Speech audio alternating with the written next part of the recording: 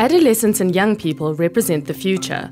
For most of them, this period of their lives is a time of discovery, change, and hope. It is also about experiencing puberty, initiating their first romantic relationships, and for some, starting sexual relationships.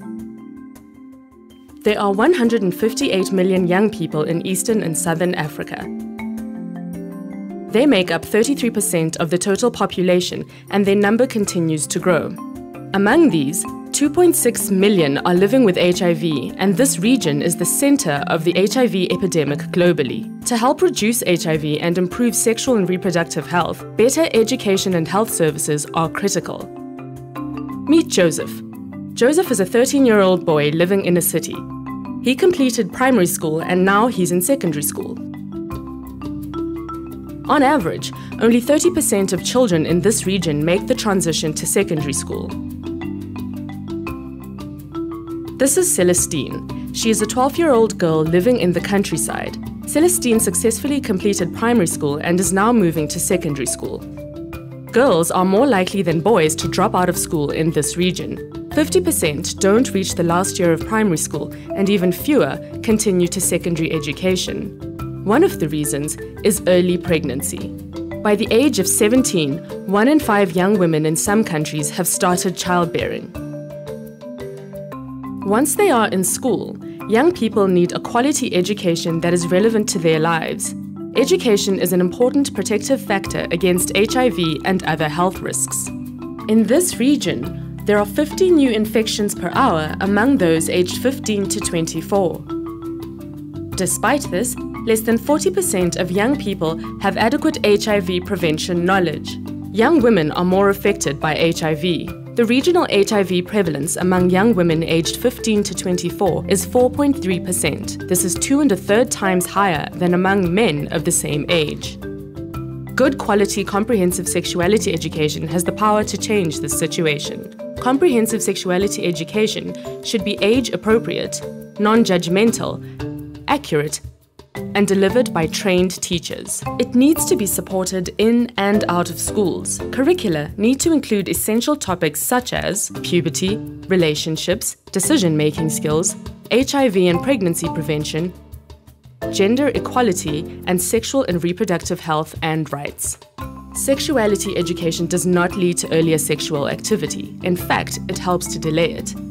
In 2011, only 30% of the required topics were being covered in school curricula in some countries. This means that young people are not being adequately prepared to deal with HIV and other health issues. Joseph is one of 2.6 million young people living with HIV in this region. Like any other young person, he needs comprehensive sexuality education that will teach him what he needs to know about HIV and reduce stigma faced by people living with HIV. Joseph is now 18 and is finishing secondary school. Because he had comprehensive sexuality education that included safer sex and condom use, Joseph knows how to have a safe relationship, how to prevent unwanted pregnancy, and prevent the transmission of HIV. More than 60% of adults in this region agree that adolescents aged 12 to 14 should be taught about condoms at school. Celestine is now 17, a skilled and confident decision maker. She knows she can choose if, when, and with whom she wants to be sexually active. Many adolescents in this region start having sex around the age of 17, but a significant number are sexually active at a younger age. Sexuality education and access to sexual and reproductive health services are a right for all young people. Joseph and Celestine now know that equality and respect are important in relationships between men and women. But this isn't the same for many of their peers. Gender inequality and gender-based violence are serious challenges in the region. Between 15 and 35% of young women have experienced gender or sexual violence. Education, however, can improve gender equality and reduce violence.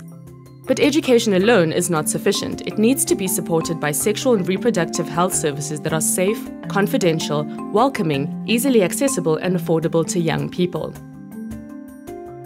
These services include contraceptives and condoms, voluntary male medical circumcision, pre- and postnatal care, safe abortion where legal, HIV testing, HIV and STI treatment and care, and prevention of mother-to-child transmission.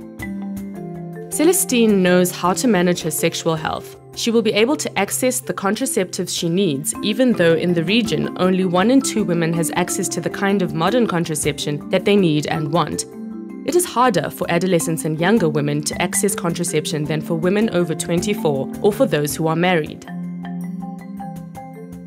Unintended pregnancy is a reality for many adolescent girls and young women. Maternal mortality is among the leading causes of death for young women. In this region in 2008, there were an estimated 2.5 million unsafe abortions. Celestine knows that regardless of their age, marital or legal status, young people have a right to access the services that they need. HIV testing, condoms, male circumcision and treatment are important elements of HIV prevention. Access to condoms for young people is improving, but is still inadequate. Condom use is also not the norm. Only 45% of young men and 34% of young women used a condom the last time they had sex, with some countries having rates as low as 4%. Whilst more than 70% of young people know where to get an HIV test, only 40% have ever been tested.